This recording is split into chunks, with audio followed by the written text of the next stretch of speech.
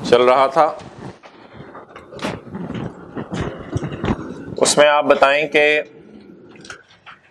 Tax, normal tax regime का जो net निकला था टैक्स रेट माइनस करने के बाद, वो कितना निकला था?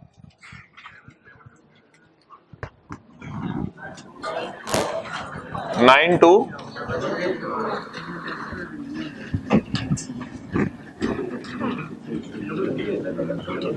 Double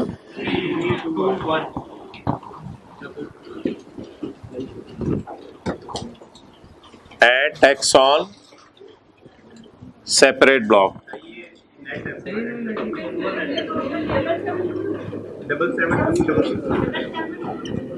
double 7 2 double 6 1 tax on separate block. इन तीन का सब टोटल क्या था? 1 2 1 6 0।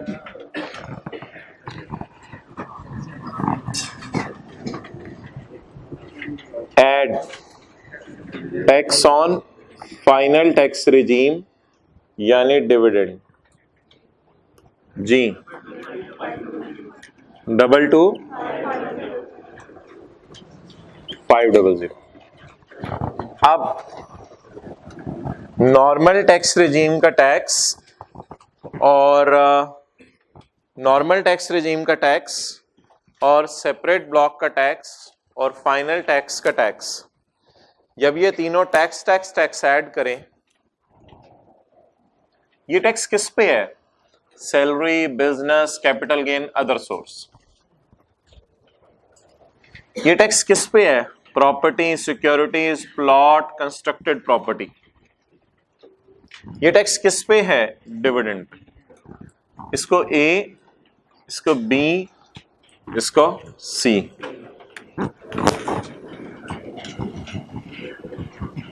ओके जी, ये 9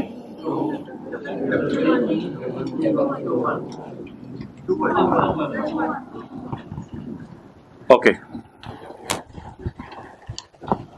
इसका नाम है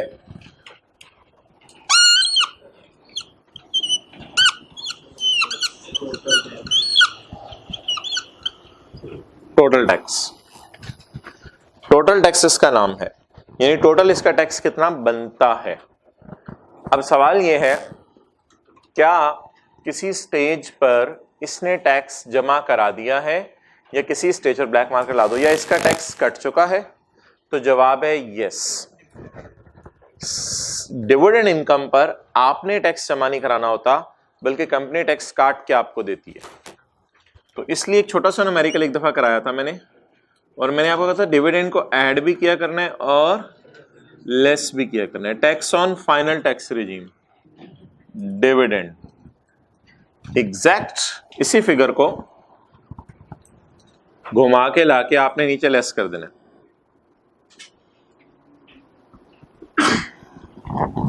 22,500 जी, बोलें। 900,821 ओके। अब जब न्यूमेरिकल एंड हो जाए, खत्म हो जाए, बस हो जाए आपकी, एंड पे आपने करने ऐड टैक्स क्रेडिट, तो माइनस हो चुके ऊपर, माइनस करने वाले यहां नहीं आने। टैक्स क्रेडिट, ये क्या है? 24 महीने के अंदर जो छोटे छोटे न्यूमेरिकल्स में ये सारी चीजें करवाई हुई है। टैक्स क्रेडिट डिसअलाउड भी कराया हुआ है छोटे न्यूमेरिकल में, जाकर ढूंढा करें कहां छोटे न्यूमेरिकल में कराया था। जब टैक्स क्रेडिट अलाउ हुआ था तो उसके 15 महीने के अंदर आपने वो चीज बेच दी थी, तो बेचने पे सजा मिलेगी। 24 महीने के अंदर बेच नहीं सकते, तो सजा क्या मिलेगी? अलाउ माइनस करके होता है, डिसअलाउ ऐड करके हो जाएगा। कितना? वो सवाल में गिवन हुआ, मैंने कहा था गिवन हुआ करेगा सवाल में। ये पिछले साल कोई अलाउ हुआ होगा, इस साल डिसअलाउ हो गया जी। Tax payable to government 940,821।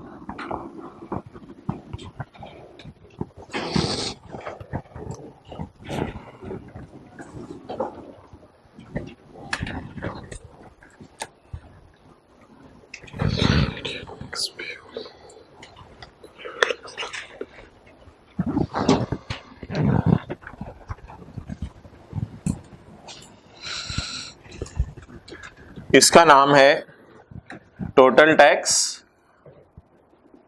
Liability, total tax liability. अगली रो में आ जाओ, बैग उठा लो, आप नीचे रख दो बैक शर्ट, भाई आप भी इधर इधर हो जाओ।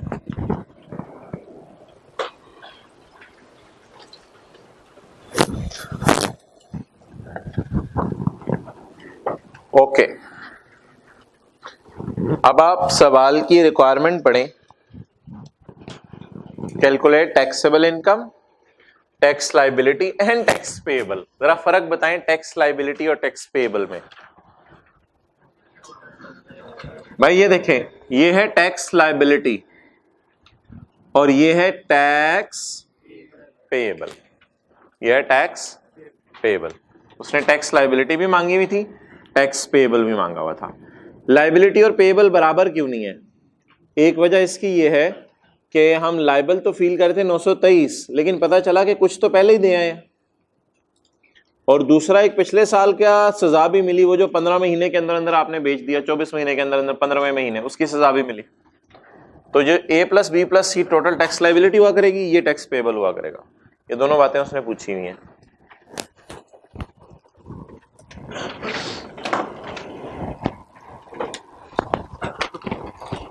चलिए नोट कर,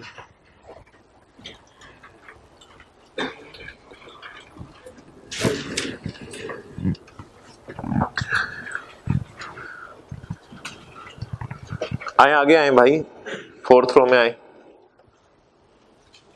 नंबर आइंदा आपने सही वाले लेने हैं। ओके,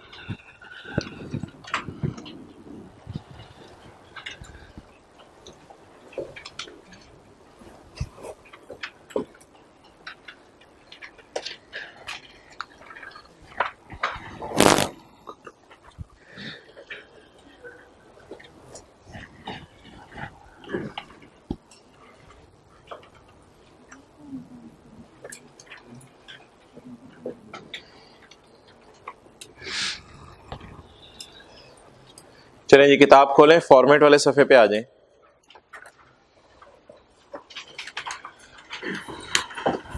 अस्सलाम वालेकुम।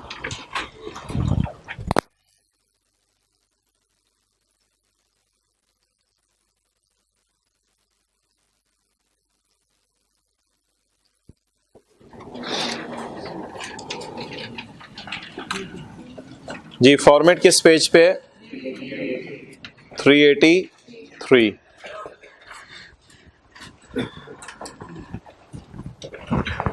What is the format of numerical? आज ज्यादा बेहतर समझ आएगा। Salary plus business plus capital gain plus other source is equal to total income minus 4 deductible allowances, page 383।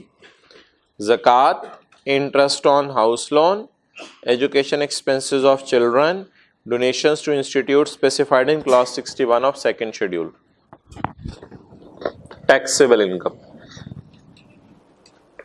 अब हम सैर करने जाते हैं यहाँ पे खड़े होके पेज चैप्टर 4 की, अभी नहीं जाना, नहीं जाते होते हैं। ग्रॉस टैक्स लाइबिलिटी और इनकम फॉलिंग अंडर NTR, ये चैप्टर 4 में है। माइनस किए थे कल पहले फॉरेन टैक्स क्रेडिट, इसके बाद जो टैक्स आया था उसकी बुनियाद पे A over B into C करके 61 to 63 का टैक्स माफ किया था। फिर आ गई थी net tax liability under normal tax regime. फिर इसमें 3 सेपरेट ब्लॉक इनकम्स ऐड की थी, सिक्योरिटी, प्रॉपर्टी और डिस्पोजल ऑफ इमूवेबल प्रॉपर्टी। इसके बाद डिविडेंड यानी फाइनल टैक्स की इनकम का टैक्स ऐड किया था। फिर आ गई थी total tax liability A plus B plus C। इसमें से गवर्नमेंट हमें 3 बेनिफिट्स देती है। नंबर 1 टैक्स ऑन डिविडेंड, ये इसलिए गवर्नमेंट हमें माइनस करने देती है, ये हम पहले ही जमा कराए होते हैं, बल्कि हमने क्या जमा कराना है, वो कंपनी ही टैक्स काट के हमें डिविडेंड देती है। कभी कभी ऐसा होता है कि एम्प्लॉयर भी सैलरी पर टैक्स काटता है, तो वो भी यहाँ माइनस करने की इजाजत है, क्योंकि वो भी गवर्नमेंट के खजाने में जमा हो चुका है पहले का ही। ओके, वेट करें एंड पे। अच्छा, number 3, advance tax paid on income from business. भाई कभी कभी ऐसा होता है कि बिजनेस इनकम पर हम टैक्स कमाते हैं। जब बिजनेस इनकम पे हम टैक्स कमाते हैं तो बिजनेस इनकम पर इनकम कमाते हैं जब बिजनेस की, तो गवर्नमेंट कई दफा टैक्स एडवांस में आके मांग लेती है। यार बड़ा कारोबार है माशाल्लाह, बड़ी दुकान है, 12 मंजिला, थोड़ा टैक्स अभी दे दो हमें। गवर्नमेंट कभी एडवांस में टैक्स मांग लेती है। तो अगर कभी गवर्नमेंट ने एडवांस में बिजनेस में टैक्स मांगा हुआ है तो वो भी यहाँ माइनस करने की इजाजत है। तो इन तीनों में कॉमन चीज आपको क्या नजर आ रही है? Tax deducted on dividend, tax deducted on salary, advance tax paid on income from business. ये पहले ही गवर्नमेंट के पास पहुंच चुके हुए हैं, इसलिए इनको न्यूमेरिकल के एंड पे क्या कर दिया करना है? माइनस कर दिया करना है। और सबसे एंड पे ऐड क्या करना है? Tax credit disallowed under section 62। Tax credit disallowed को आपने ऐड कर दिया करना है। ये वो टैक्स क्रेडिट है जो 24 महीने के अंदर अंदर शेयर बेचने के, आपको शेयर नहीं बेचने चाहिए थे लेकिन आपने बेच दिए, बेचने की सजा आपको ये मिलेगी। आजे आगे। अब रूल बता दें जी, हेड्स ऑफ इनकम के टोटल का नाम क्या है? नीचे मत दे, आपने किताब की तरह नहीं देखना। टोटल इनकम में से ज़कात माइनस करें, टैक्सेबल इनकम। टैक्सेबल इनकम पर रेट लगाएं ग्रॉस टैक्स, उसमें से फॉरेन टैक्स रेट और 61 से 63 का टैक्स रेट माइनस कर दें, you will get the net tax. इसमें 3 इनकम्स ऐड कर दें, बल्कि उनके टैक्सेस सेपरेट ब्लॉक इनकम्स, उसमें डिविडेंड का टैक्स ऐड कर दें, you will get the total tax. Total tax में से 3 टैक्सेस माइनस कर दें। नंबर 1 फाइनल वाला टैक्स, 2 नॉर्मल वाली इनकम्स पे भी कभी टैक्स जमा करा देते हैं, एक सैलरी और एक बिजनेस। ठीक है, कैपिटल गेन पे आमतौर पे और अदर सोर्स पे गवर्नमेंट एडवांस में टैक्स नहीं मांगती, कोई ऐसा मैकेनिज्म नहीं पाकिस्तान में चल रहा। लेकिन सैलरी में बड़ा मैकेनिज्म चल रहा है कि लोग एम्प्लॉयर ही टैक्स काट के गवर्नमेंट को जमा करा देते हैं एम्प्लॉय की सैलरी पे। डिविडेंड में ये मैकेनिज्म चल रहा है, कंपनी ही डिविडेंड पे टैक्स काट लेती है। बिजनेस में कोई टैक्स तो नहीं काटता, बिजनेस में दुकानदार के पास गवर्नमेंट वाले आते हैं और बिजनेस देख के थोड़ा बहुत टैक्स एडवांस में ले जाते हैं, एंड इन द एंड अगर आपने उससे कुछ सजा देनी है तो वो ऐड कर दें टैक्स क्रेडिट डिसअलाउड। या अगर न्यूमेरिकल में कभी कोई पेनल्टी आ गई कि तुम जुर्माना दो गवर्नमेंट को, वो भी एंड पे कभी ऐड कर दीजिएगा। तो एंड पे ऐड सजा वाली जगह रखी हुई है हमने, कोई भी सजा देनी है एंड पे ऐड कर दो। तो ये आखिर में सजा ऐड हुई भी है। It is all. Now come back to income from salary. Income from salary की तरफ वापस आ जाए। सेकंड रो में, फर्स्ट रो में आ जाओ जंप करके।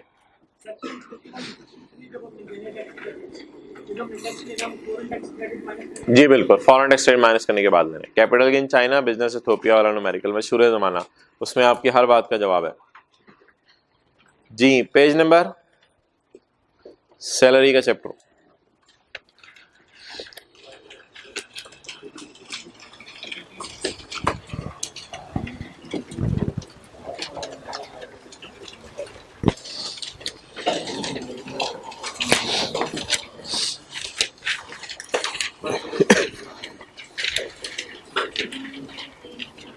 आज ऐसा करते हैं, सैलरी के चैप्टर में जो भी छोटी छोटी चीजें रहती हैं वो खत्म कर देंगे ताकि सैलरी का चैप्टर आज खत्म हो जाए, सिवाय एम्प्लॉय शेयर स्कीम के। पेज 106 पे छोटी छोटी 1-2 चीजें रहती हैं, वो करते हैं। Page 106 point number 25, superannuation fund. ये भी it is just like provident fund, इसमें भी एम्प्लॉयर पैसे डालता है, एम्प्लॉय पैसे डालता है। ये अब ऐसे कॉन्सेप्ट किसी हद तक खत्म ही हो चुका है, लेकिन कुछ जगहों पे फिर भी ये चल रहा है, ये इतना कोई आम नहीं है पाकिस्तान में। सुपरनेशन फंड, इसमें मेरे भाई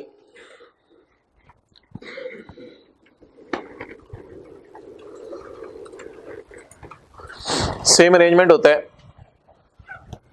एम्प्लॉय कंट्रीब्यूशन डलता है, एम्प्लॉयर कंट्रीब्यूशन डलता है और इंटरेस्ट होता है बास्केट के अंदर, जस्ट लाइक प्रोविडेंट फंड। और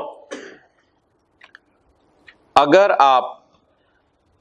आप इस पैसे को ना निकलवाएं और आपकी डेथ पर आपके वर्षा पैसा ले लें, तो ये गवर्नमेंट एम्प्लॉय की तरह है।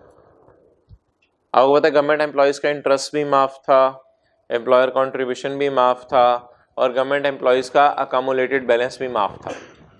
तो ये गवर्नमेंट एम्प्लॉय की तरह सब माफ।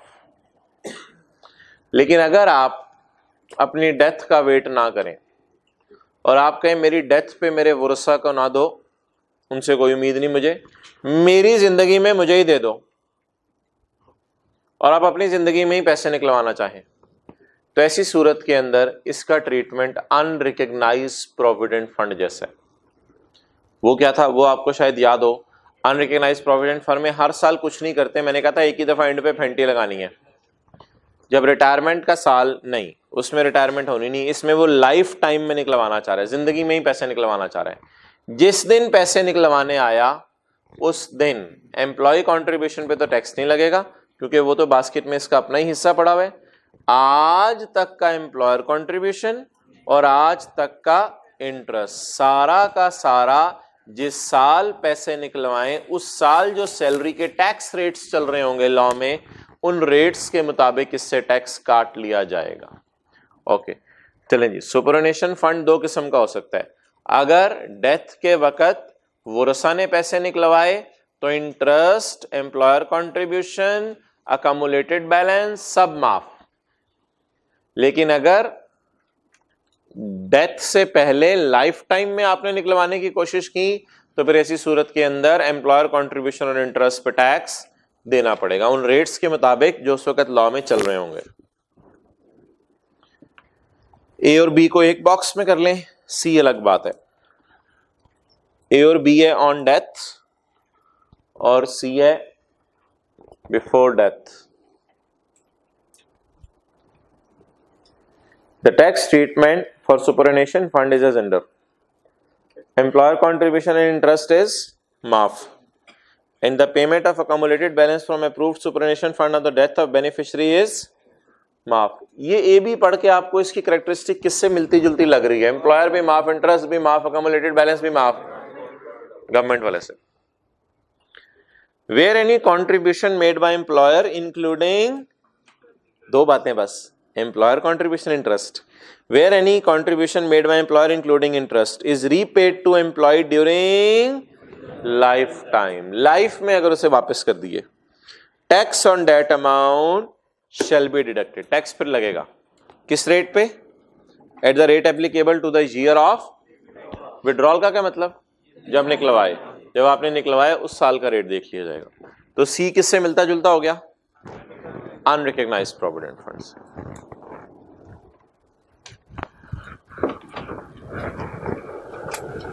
ओके, आगे आए 139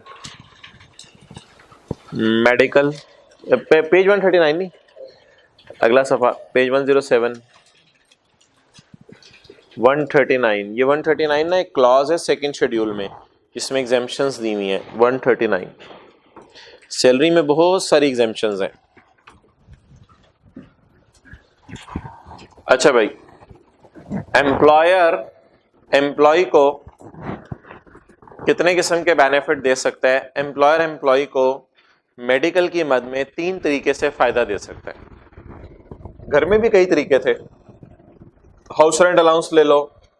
अच्छा ऐसा नहीं करना, चलो ठीक है किराया पे किया करो, बिल आया करो, रीइंबर्स कर दिया करूंगा। अच्छा ऐसा भी नहीं करना, चलो घर ही दे देता हूं तुम्हें।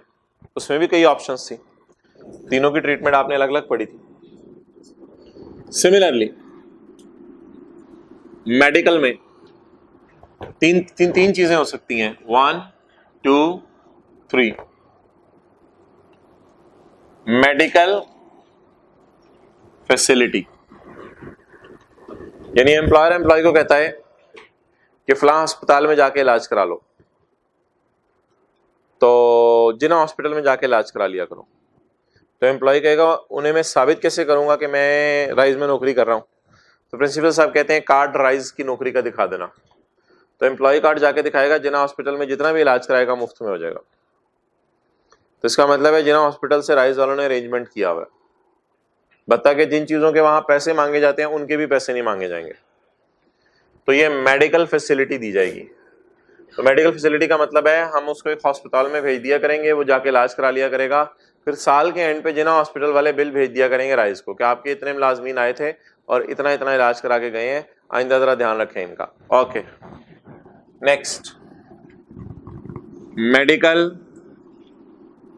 रीइंबर्समेंट।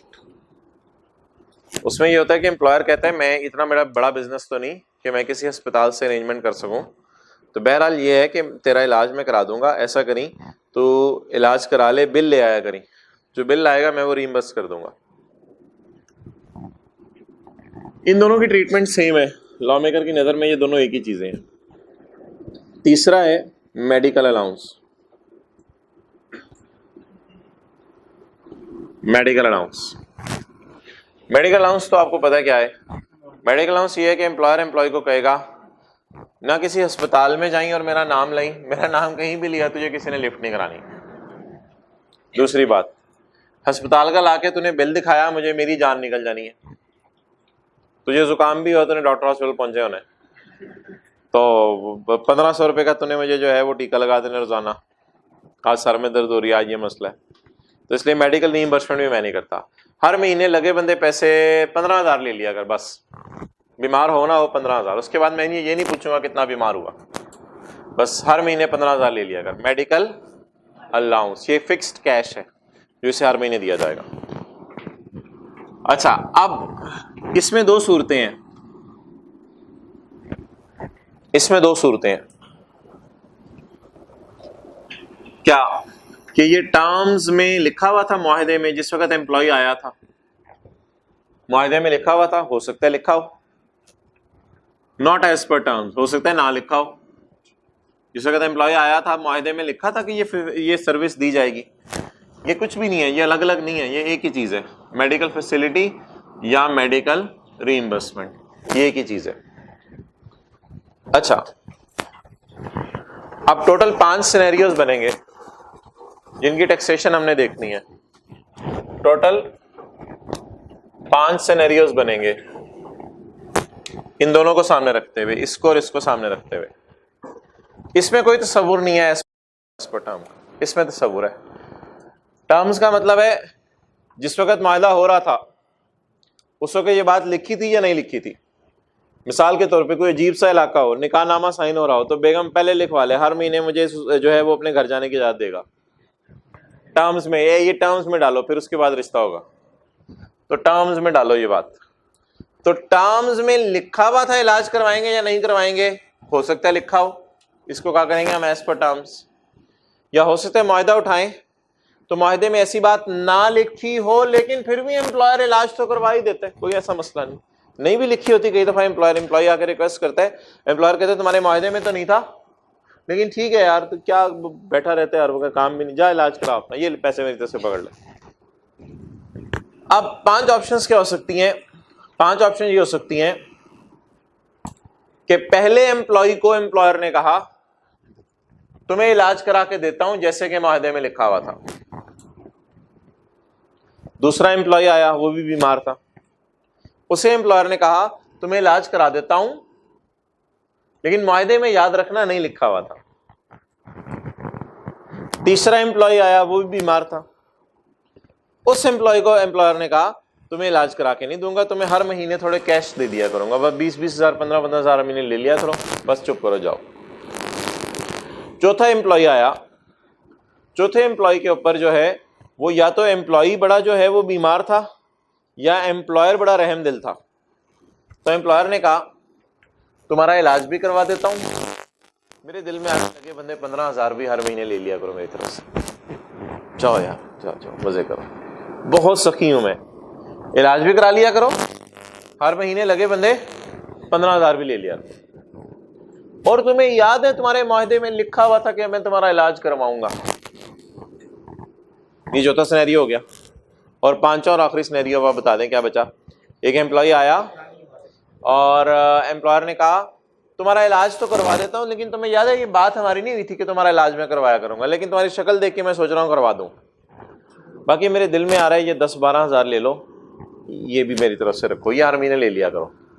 ये मेडिकल अलाउंस है। आप बताएं एम्प्लॉयर एम्प्लॉय के कितने अरेंजमेंट्स हो सकते हैं? 5 अरेंजमेंट हो सकते हैं। पहला, सिर्फ मेडिकल फैसिलिटी, टर्म्स वाली। दूसरा, सिर्फ मेडिकल फैसिलिटी, बस। तीसरा अरेंजमेंट, सिर्फ मेडिकल, नहीं सिर्फ मेडिकल अलाउंस, इसमें टर्म एज पर टर्म नहीं होता, सिर्फ मेडिकल अलाउंस। चौथा, फैसिलिटी टर्म्स वाली भी और मेडिकल अलाउंस भी। पांचवा, facility not as per terms वाली और मेडिकल अलाउंस भी।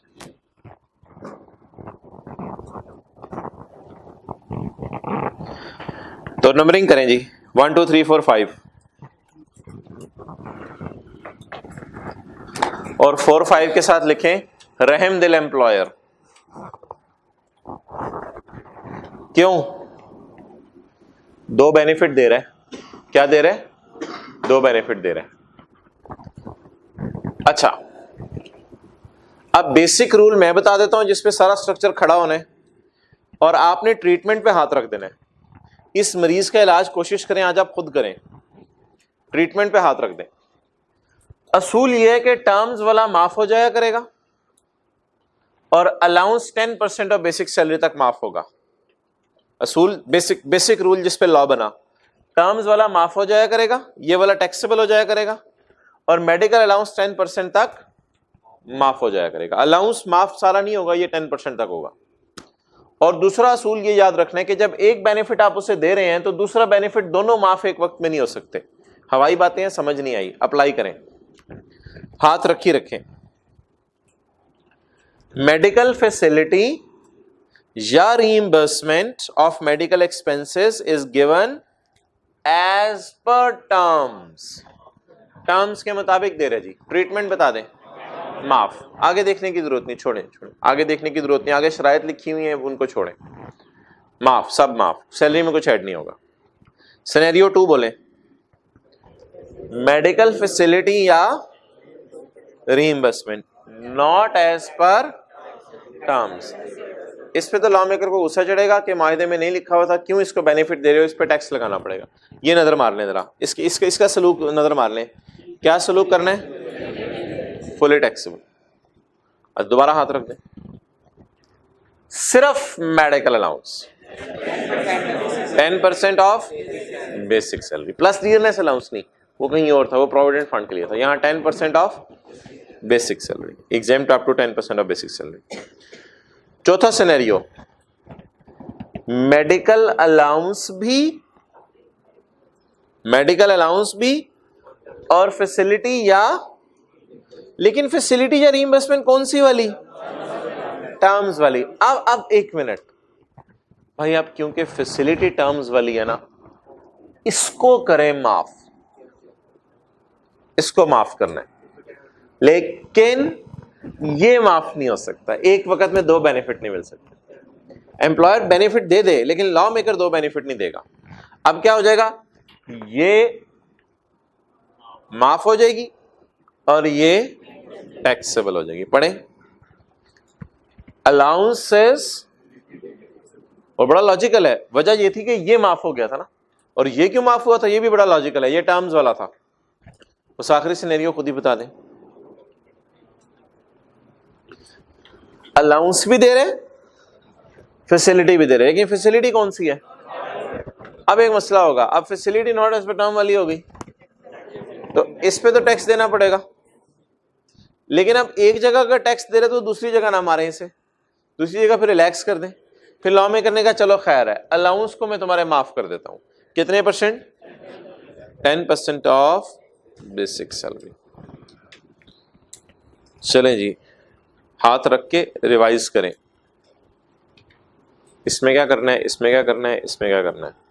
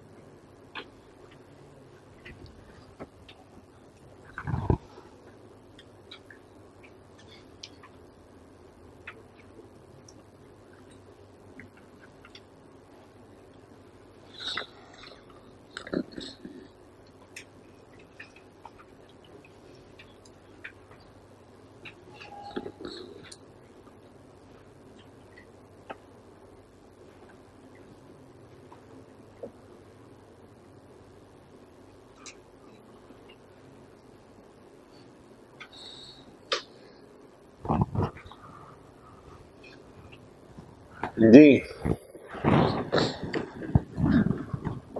बोले जी, फैसिलिटी और reimbursement as per terms exempt, facility reimbursement not as per terms fully taxable, सिर्फ अलाउंस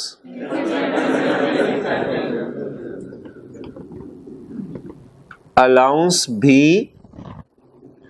लेकिन फैसिलिटी टर्म्स वाली, फैसिलिटी को माफ कर दें, अलाउंस पे tax,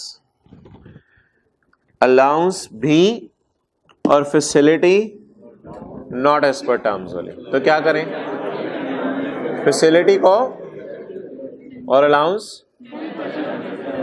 10%। Okay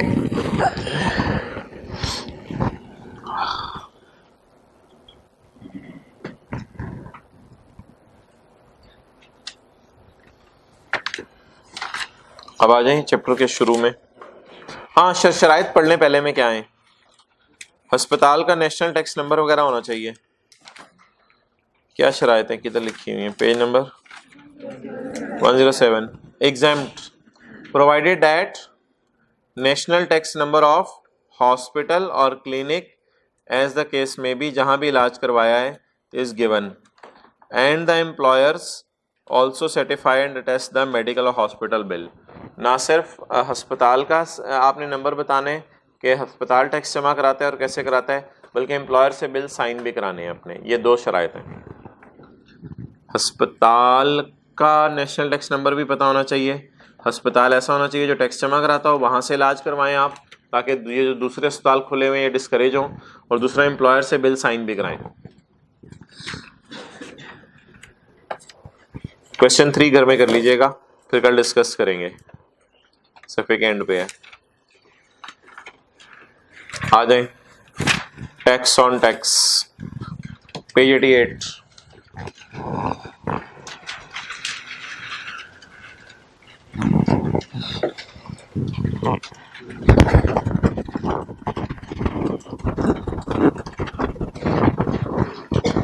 okay, point 3, where an employer, point 3 रहता है, इसका नाम है tax free salary to employee. Employee कहता है मैंने सैलरी पे टैक्स नहीं देना, मैं बड़ा एक्सपर्ट इंजीनियर हूं, अगर मुझे हायर करोगे तो मेरी सैलरी पे भी टैक्स एम्प्लॉयर तुम ही दोगे। अब होंडा ने एक इंजीनियर को नौकरी पे रखा, इंजीनियर ने कहा जितनी मेरी तनख्वाह बनेगी उस पे टैक्स होंडा आपने देना है। अब होगा क्या, मिसाल के तौर पे उसकी तनख्वाह है 2 लाख महीने की, साल की बनी 24 लाख, 24 लाख पे टैक्स बना 3 लाख। ये जमा कराना जिम्मेदारी है एम्प्लॉय की। 24 लाख पे टैक्स जमा कराना था 3 लाख, एम्प्लॉय ने कहा मैं जमा नहीं कराता। जाहिर बात है 24 लाख को टेबल में जाके देखा होगा तो 3 लाख पता चला होगा ना। 24 लाख को टेबल में जाके देखा, 3 लाख का टैक्स पता चला। एम्प्लॉय ने कहा आई डू नॉट पे दिस टैक्स। एम्प्लॉयर ने कहा चलो 3 लाख तुम्हारी तरफ से मैं पे करता हूं। अब जैसे ही एम्प्लॉयर ने 3 लाख पे किया, टेबल में जाके रेट देखना, 3 लाख पे किया, तो हुकूमत ने कहा तुमने इसको बेनिफिट दे दिया, लूट मची हुई है, तुमने इसको बेनिफिट दे दिया। अब 24 में 3 ऐड करो, कितना हो गया? मुझे लगता है आप पहले ही कराची पहुंच गए हैं, आहिस्ता आहिस्ता पहुंचने दें। कितना कितना इसकी इनकम कितनी हो गई? 27। हुकूमत ने कहा तुमने इसको 3 का बेनिफिट दिया है, तो इसकी income revise salary income 27 lakh है, 27 लाख पर टैक्स देगा अब ये। एम्प्लॉय ने कहा मैंने तो देना कोई नहीं। एम्प्लॉयर ने कहा चल मैं ही हिम्मत करता हूं फिर। अब टेबल में जाके किस पे टैक्स निकाला जाएगा? 27 लाख पे। 27 लाख पे जो टैक्स बना, फर्ज करें वो 3.5 लाख बना, लेकिन उसमें 3 लाख वही वाला पहले वाला भी शामिल है। अब आपने फर्दर 3 लाख सिर्फ उसकी सैलरी में ऐड किया जिसकी वजह से वो हुआ है। अब असल में एक्स्ट्रा जो टैक्स बना है वो 50,000 बना है। जाहिर बात है इतना ज्यादा टैक्स तो नहीं बन जाएगा एकदम, 3-4 लाख और तो नहीं बन जाएगा। तो अब 3 लाख पे जो एक्स्ट्रा टैक्स आया वो 50,000 बना। अब एम्प्लॉयर ने कहा ये भी मैं पे करता हूं। अब वो 50,000 जब एम्प्लॉयर ने पे किया तो गवर्नमेंट ने कहा इसकी सैलरी इनकम होगी 27,50,000, क्योंकि तुमने इसे क्या दिया है, बेनिफिट 50,000 का और बेनिफिट्स को दे दिया। अब 27,50,000 को जाके देखेंगे दोबारा टेबल में। अब जो टेबल में देखेंगे तो 27,50,000 के ऊपर मिसाल के तौर पे उस एक्स्ट्रा 50,000 पे 20,000 टैक्स और बना। ये चलो 10,000 कर लेते हैं, कम टैक्स कर लेते हैं, 50,000 पे 10,000 टैक्स और बना। अब ये 10,000 एम्प्लॉयर कहता है यार मैं पे कर देता हूं, तू परेशान ना हो, जब अब बात होगी तो फिर जो मेरे साथ हो रही है होने दे, तू टेंशन ना ले, ये 10,000 मैं पे कर देता हूं। अब गवर्नमेंट ने कहा 10,000 तू पे कर रहा है, एम्प्लॉयर ने कहा, गवर्नमेंट ने कहा आ जाओ एक और बेनिफिट, और ये चलता रहेगा। ये ट्राई करते हैं अभी। अब चैप्टर 4 पे जाना पड़ेगा आपको बार बार, मेरे साथ साथ जाना है, फिर यही नहीं कहना थक गए हैं जाके। Okay, point 3। अब ये शुरू के दिनों में नहीं कराना चाहिए था, आपने घूम जाना था, घूम जा घूम गया, ये होना था आपके साथ। Point 3, page 88, tax free salary. Employee की फरमाइश सुने क्या है, टैक्स फ्री सैलरी मुझे चाहिए, मुझे टैक्स नहीं देना, टैक्स एम्प्लॉयर देगा। Where an employer agrees to pay tax on employees salary, जहां एम्प्लॉयर एम्प्लॉय की सैलरी पर टैक्स देने को मान जाए, the employees salary shall be बढ़ा, शेल बी नेट या shall be gross, shall be बढ़ा by the tax payable by employer, जो एम्प्लॉयर ने टैक्स पे करना है उसे उसकी सैलरी बढ़ा दी जाएगी। चलें जी शुरू करें। Question 1, mister A has provided the following data. Solution क्यों देख रहे हैं? Mister A has provided the following data, basic salary is 340, house rent allowance, tax on salary is to be borne by employer. सवाल खत्म हुआ।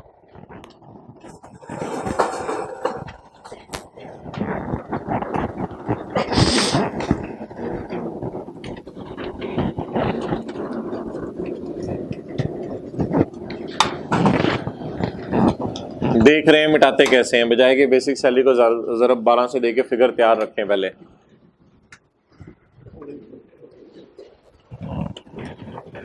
जी बोलें।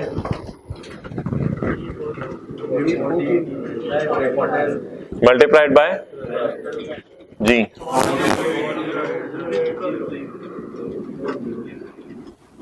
आगे बोले।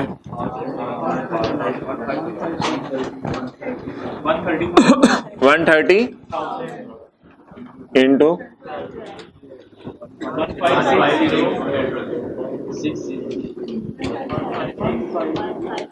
सुन लिया मैंने, सुन लिया, थोड़ा थोड़ा वेट। ओके जी, सब टोटल करें। 5, 6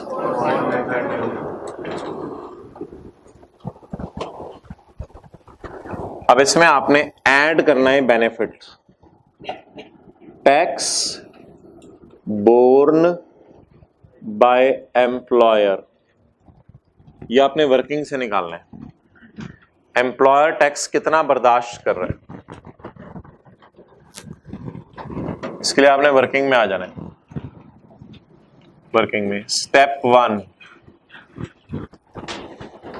स्टेप 1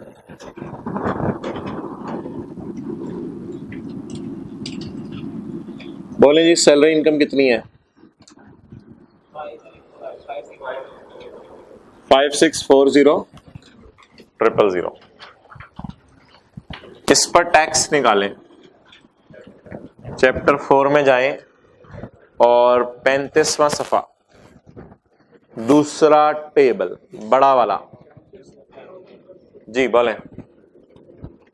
6, आज जो लोग आम हालात में चैप्टर 4 नहीं खोलते, आज वो भी खोल ही लें। 2-4 किताबें खुली हैं अब। 670,000 plus 22 5% of 640,000. That comes to 81 grand total 814000.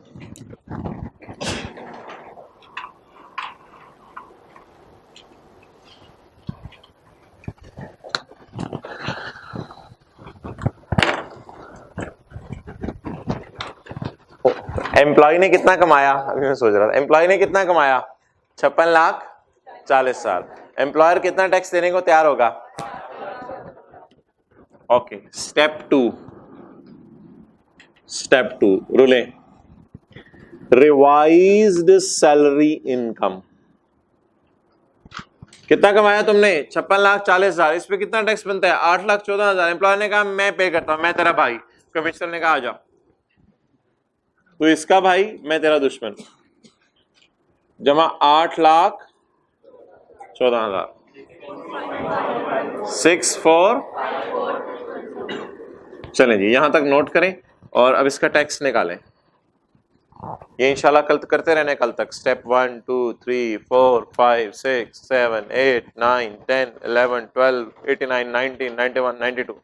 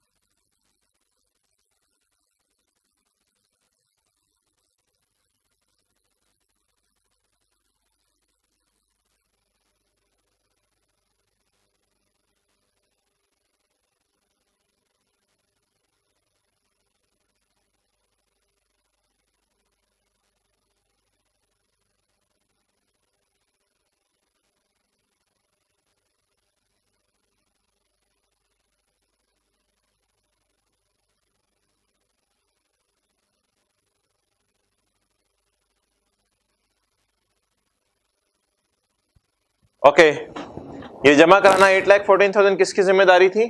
Employ की। लेकिन सवाल के मुताबिक अब ये जमा कौन करा रहे हैं? एम्प्लॉयर। ओके, टैक्स दोबारा निकालें जी।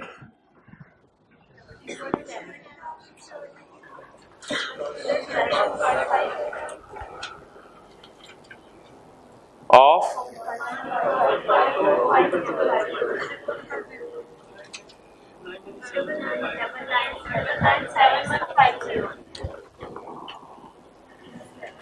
ठीक है, ठीक, double double. Okay, so it is the revised tax on salary. Now step 3, आप बताएं एम्प्लॉयर कितने देने को तैयार है?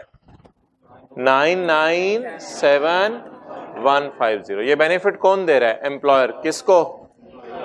एम्प्लॉय को। चलें जी, रिवाइज्ड सैलरी इनकम।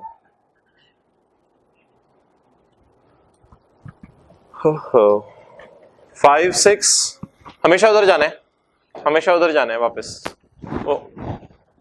5,640,000 प्लस 997,150।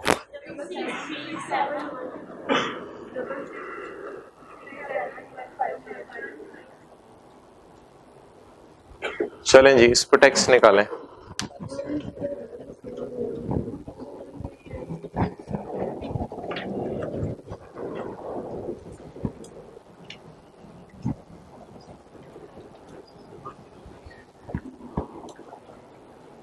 जी,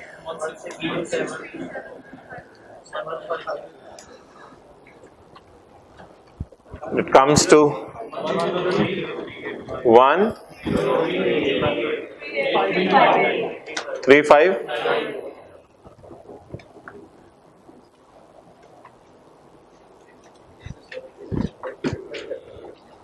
1,038,359।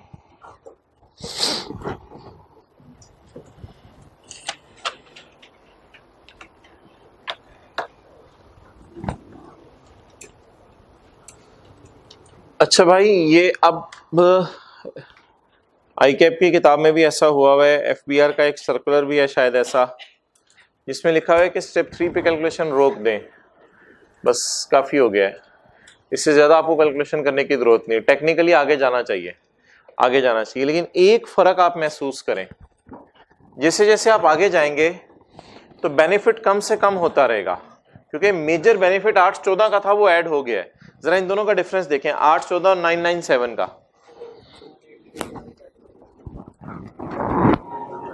1,83,000, इन दोनों का डिफरेंस देखें, 41,000। 1,00,000 से 41,000 पे रह गया, 1,83,000 से 41,000। आगे जाएंगे 8-9,000 पे रह जाएगा, मैं चेक करके देखा हुआ है। आगे जाएंगे 8-9,000 पे रह जाएगा, आगे जाएंगे तो 1,000 रुपए पे रह जाएगा, आगे जाएंगे तो 300-400 रुपए पे रह जाएगा। तो वो बेनिफिट आगे बढ़ते बढ़ते कोई फायदा नहीं होगा। टेक्निकली लोग आगे जाते हैं, बट अगर आपने स्टेप पे पेपर पॉइंट ऑफ व्यू से यहाँ पे हम रुक जाया करेंगे और आगे नहीं जाएंगे, बस, और आगे जाने की जरूरत नहीं है। अच्छा, अब किसी एक के जहन में शायद ये सवाल आ रहा हो कि हमें 6,545,000 में ऐड करना चाहिए था। वो किसके जहन में सवाल आ रहा था?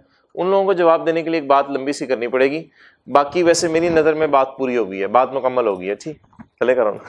ओके, असूल वैसे सुन लें। असूल क्या है? असूल ये है कि आपने फिगर वहां से उठानी है, पहले जो करना है वो सुन लें, फिर इन लोगों का जवाब मैं बाद में देता हूँ। जो करना है वो पक्का होना चाहिए। 5,640 उठाना है, इस पर टैक्स निकालना है, फिर 5,640 को खींच के दोबारा लाना है, इधर दोबारा बुलाना है, उसमें क्या ऐड करना है? 814,000, फिर टैक्स निकाल लिया, फिर 5,640,000 को खींच के इधर लाना है, उसमें फिर क्या ऐड करना है? जो लेटेस्ट टैक्स है 997,150। So you will get this one. Okay, जो हजरात ये कह रहे हैं कि 6,454 को इधर बनाना था, वो भी तरीका ठीक है, लेकिन उससे थोड़ा सा लेंथी काम करना पड़ेगा। इस फिगर के निकालने का एक और तरीका भी है, और ये फिगर एक और तरीके से भी निकल सकती है। कैसे?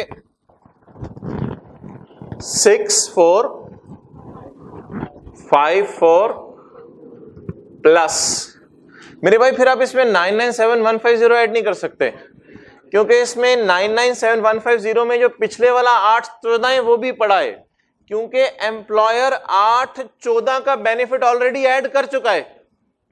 अब जरा इन दोनों का डिफरेंस लें,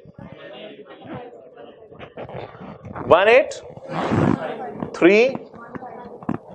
अब जरा इन दोनों को जमा करके देखें, सेम आ रहा है 6637150। तो this will take time and logical, अकल में आ रहा है, ये टाइम लगा देगा पेपर में, टाइम जाया करेगा बिला वजह। तो पेपर में टाइम जाया करने की जरूरत नहीं है, जिस अप्रोच पे मैंने कराया उस अप्रोच पे कर लीजिएगा। ये एक दूसरा तरीका भी है इसके निकालने का। लेकिन you just stick on what I said. हमेशा किसे बुलाना है? बेस को, बेस को बुलाना है 5640 और उसमें पुराना वाला टैक्स ऐड करते जाना है। इस तरह टाइम सेव हो जाएगा।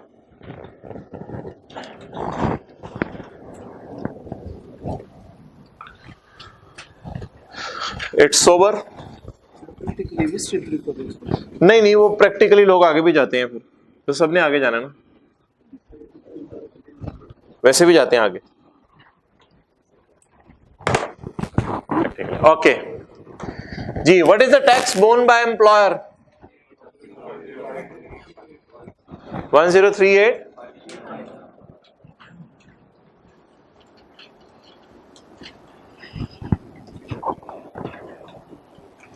It is his final salary income.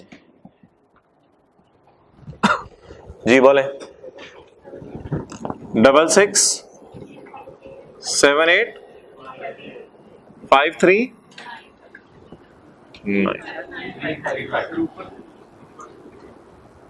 ऊपर भी 359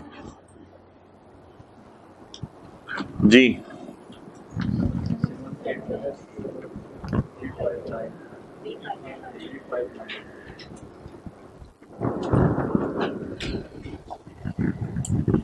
चलें जी, अब एक दफा और जाना है चैप्टर 4 में, टैक्स निकालने के लिए इसका। अब तो न्यूमेरिकल का फॉर्मेट है ना, सैलरी आ गई, business capital gain other source, tax. जी बोले बोले बोले। ये इसकी टैक्सेबल इनकम भी यही है 670,000 प्लस 22.5% ऑफ 78359 जी, it comes to 104763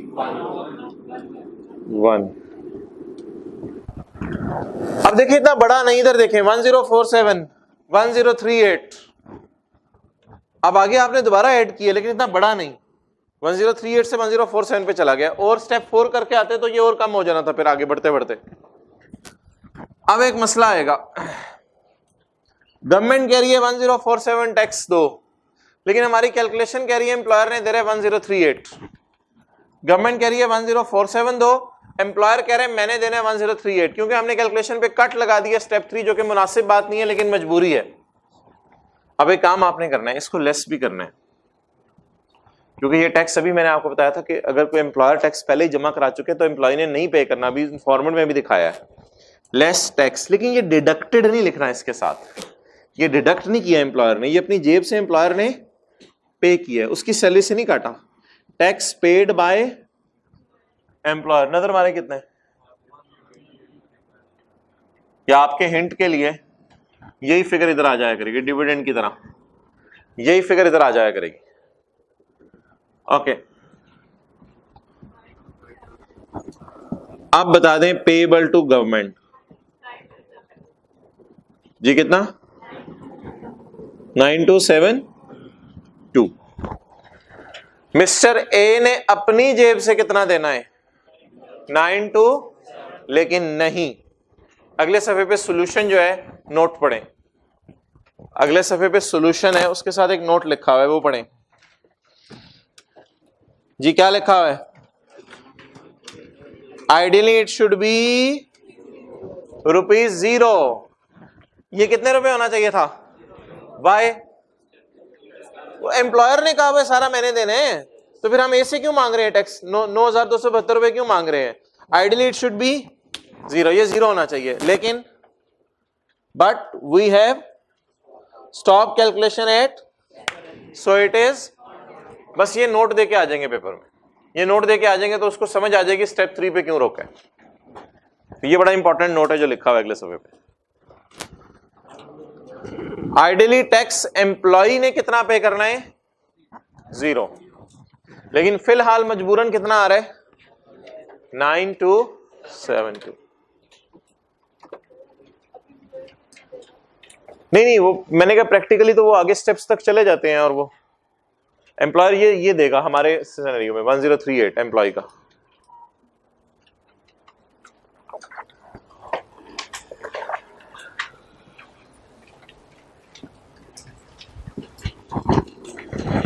ji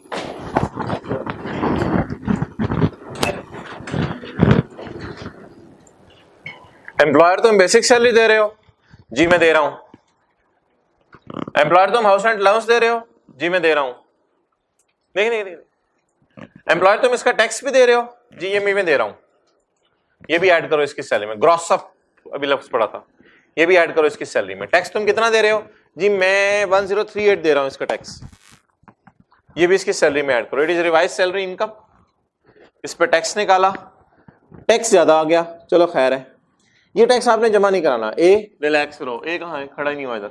A relax रहो, ये टैक्स आपने जमा नहीं कराना। आपका एम्प्लॉयर ऑलरेडी बताओ कितने जमा करा दिए हैं? कहते हैं एम्प्लॉयर ने मेरे लिए इतने जमा करा दिए हैं, बाकी आप खुद जमा करा दो। 9272 हमारी कैलकुलेशन के मुताबिक आइडियली जमा नहीं कराएगा वो।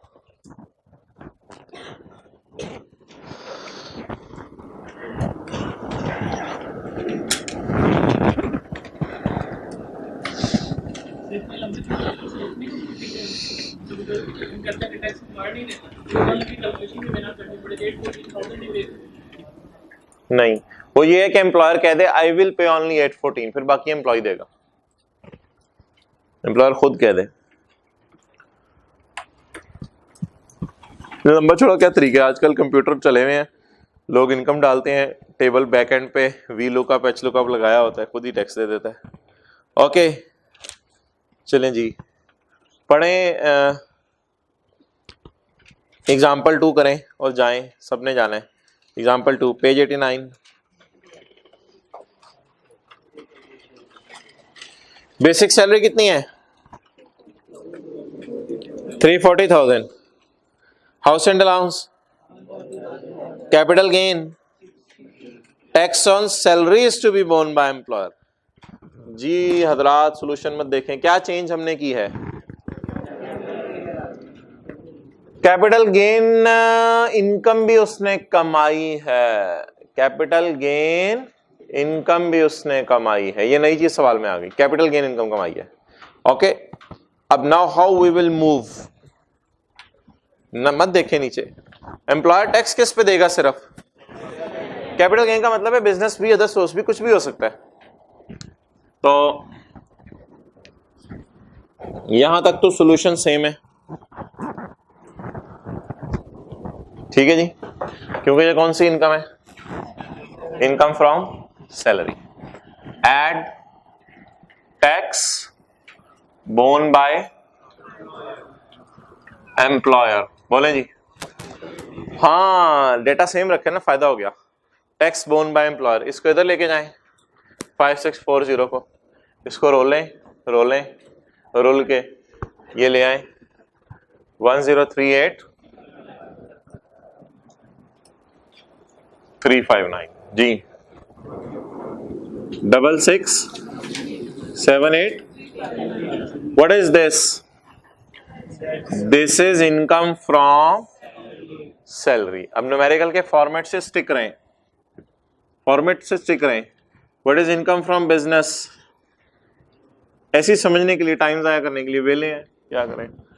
Income from other source 0।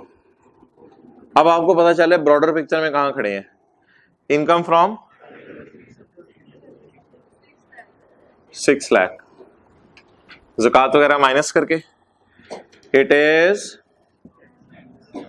Taxable income. जी 7278,359। आइए जी टैक्स निकालें इस पे।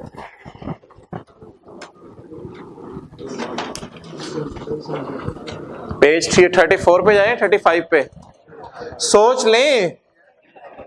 34 35 नहीं, कैलकुलेटर पकड़े जरा, कैलकुलेटर पे लिखें 7278,359 इंटू 75%।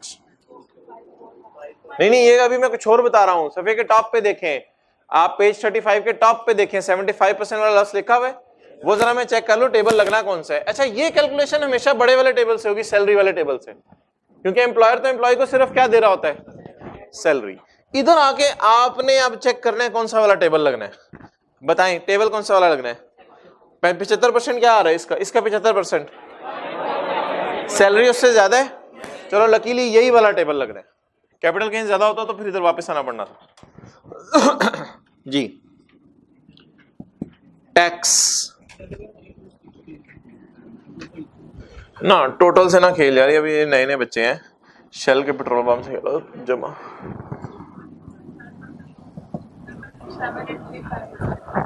Double two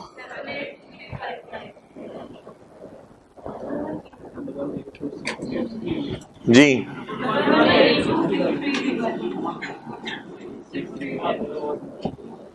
631। बस ये 11 लाख जमा कराए, 11 लाख जमा कराए या एम्प्लॉयर ने 10,38,000 जमा कराने। जाने दें यार, छोड़े परे, ये जाए टैक्स जमा कराए।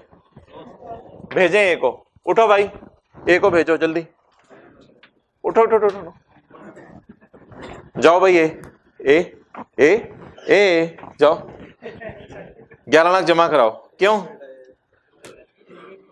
ए कहेगा भाईजान इत्थे आओ,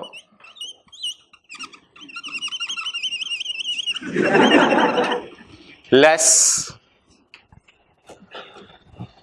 tax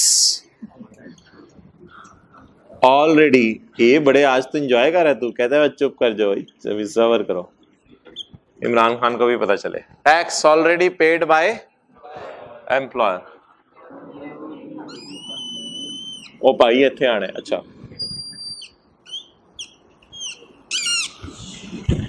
tax already paid by employer, exact यही फिगर आया करेगी 1038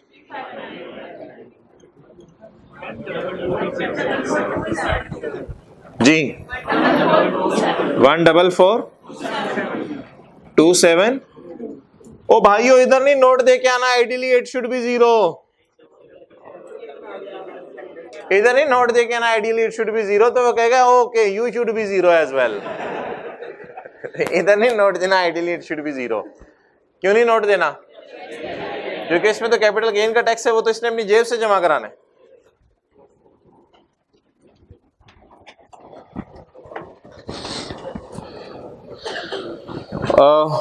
वन और 2 मैंने आपको करा दिया है, 3 कल कराऊंगा, 4 आपने करके आना है। 3 कल करेंगे, 4 आपने करके आना है। अगले सफे पे 4 है, 2-3 दफा कीजिएगा इन सवालों को। सैलरी